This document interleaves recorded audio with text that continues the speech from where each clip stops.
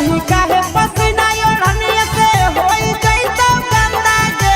पोछही काहे पसीना ओढ़निया से होई जइतो गंदा गे चले पतर की तोरा पिलइबो कोको कोला ठंडा गे चले पतर की तोरा पिलइबो कोको कोला ठंडा गे अगे पोछही काहे पसीना ओढ़निया से होई जइतो गंदा गे पोछही काहे पसीना चल पतर की तोरा पिलइबो ठंडा गे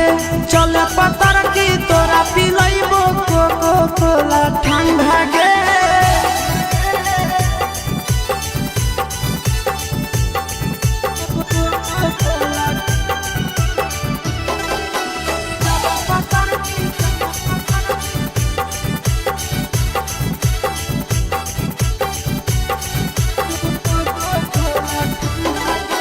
हमर जोरे चले पीले तो पानी काहे मना करो ही दिल जानी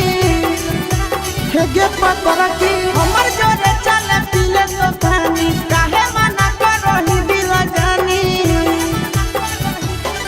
अगे मार दे तौलू का भूख होई जइतो मंदा गे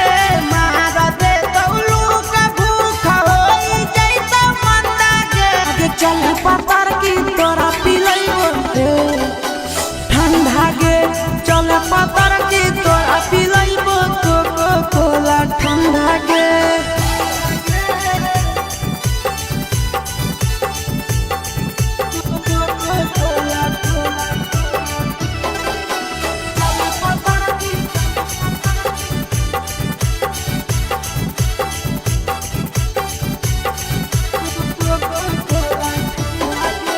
कहो नंदन मानी ले बात गे दे तो या शीशा पेप्सी सवाद गे